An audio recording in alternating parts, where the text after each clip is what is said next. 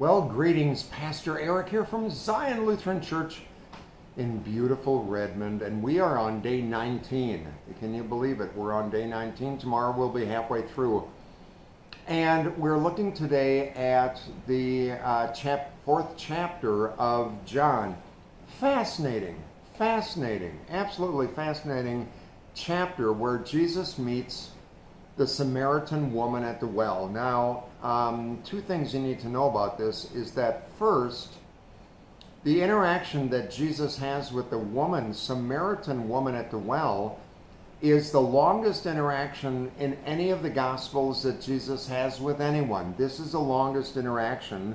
If you look at chapter 4, verses 1 through 45. So, if you can, pause and read through. I will have put this in the notes too on the blog and email. If you can read through those 45 verses, the interaction, the interplay, it's just fascinating. That's one thing. Second thing that's fascinating about this is that remember yesterday we talked about John 3:16 being a watershed, kind of the international dateline. You're either on the side of Nicodemus trying to do things on your own in your head, or you're on the side of Jesus being born anew, being born from above, and relying on God's grace. For God so loved the world. Yesterday we looked at Nicodemus, who was at the height of society. Today we look at chapter 4, a woman, Samaritan woman, who had had 5 wives, 5 husbands, and the one she was living with was not even her husband. So while Nicodemus represents the height, the woman represents, Samaritan woman represents well, I'm sorry to say this, but kind of the scum of the earth in Jesus' time. Not only a woman who were very much second-class citizens, but a Samaritan woman.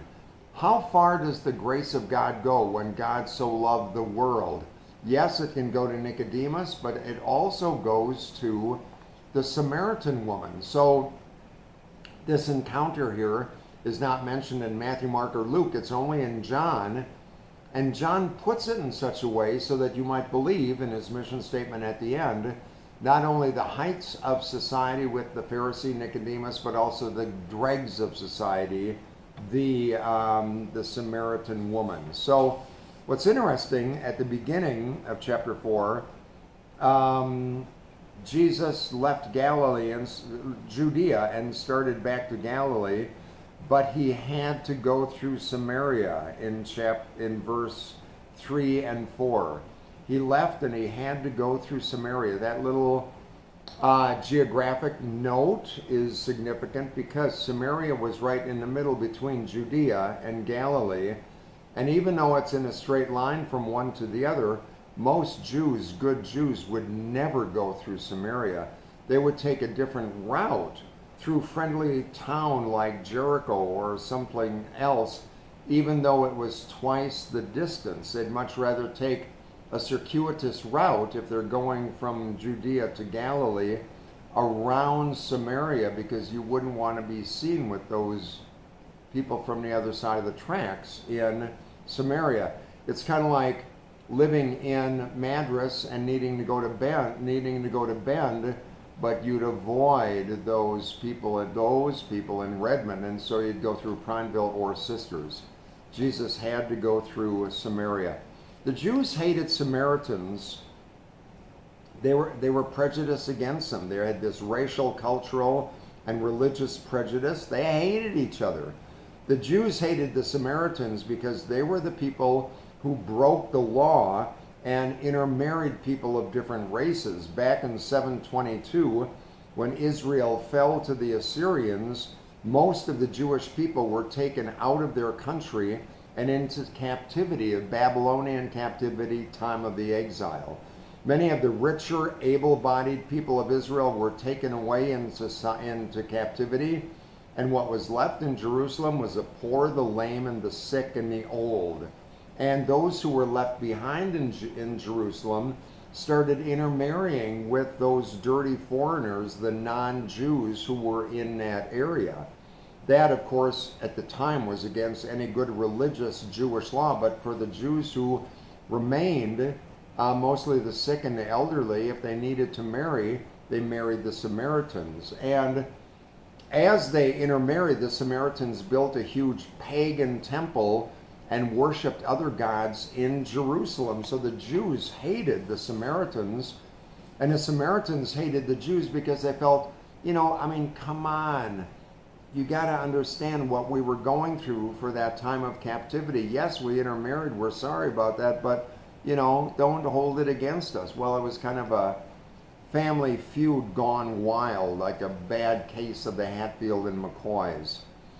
So while in the story, the disciples are at Fred Meyer doing a little shopping, Jesus sat down by a well in Samaria. He had to go through Samaria. He was tired and thirsty. It was noon, high noon, oppressively hot, like a Minnesota summer, 98 degrees and 98 degrees humidity, where no matter what you do, you just sit there and sweat. A woman came to the well at noon,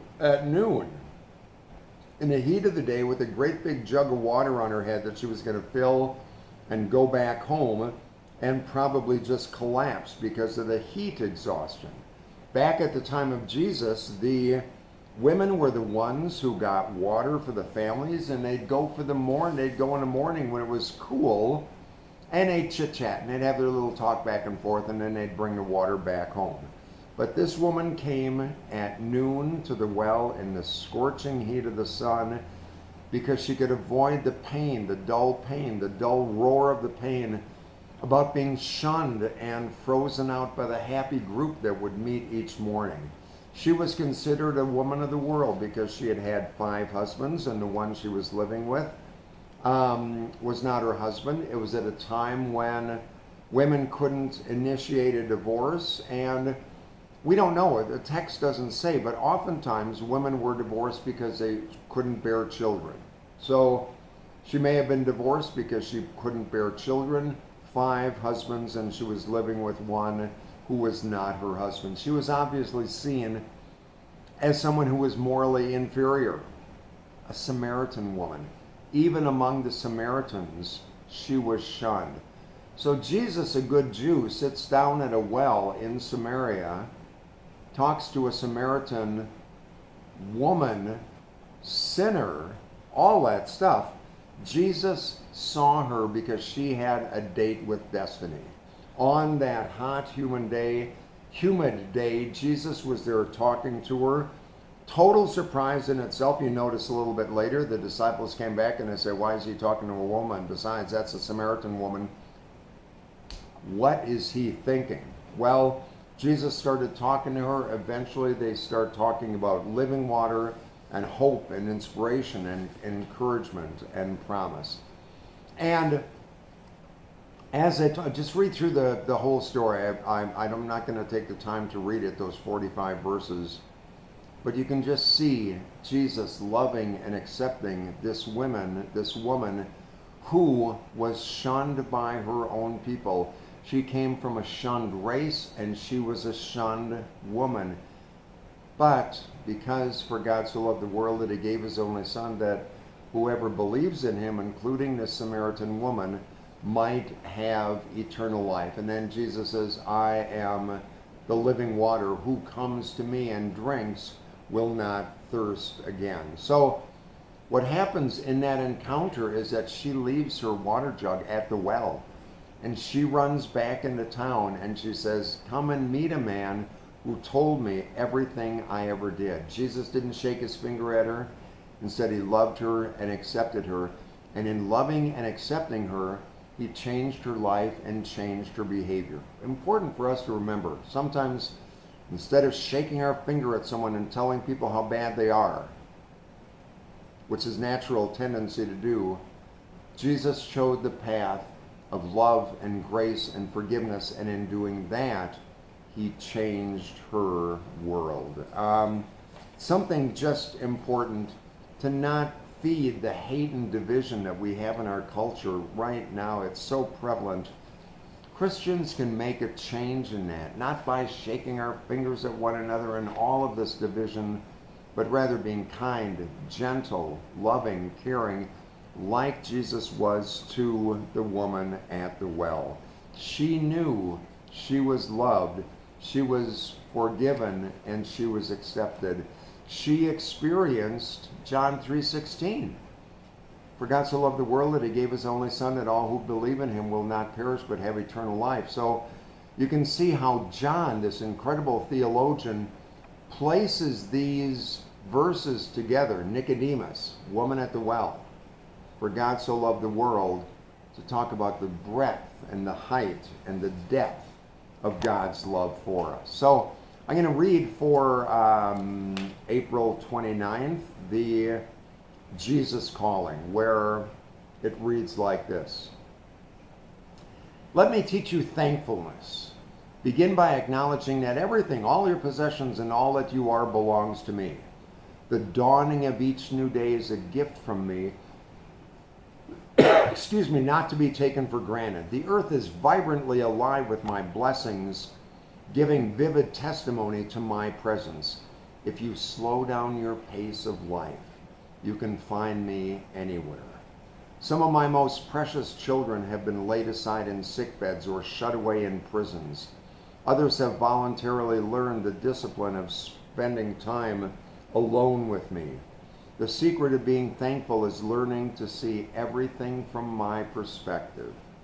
My world is your classroom. My word is a lamp unto your feet and a light unto your path. With this woman at Samaria, we've seen that the secret of being thankful is learning to see everything from God's perspective. And God's perspective is, for God so loved the world that he gave his only son, that all who believe in him shall not perish but have eternal life. I look forward to seeing you tomorrow, and until then, you take care. Bye-bye.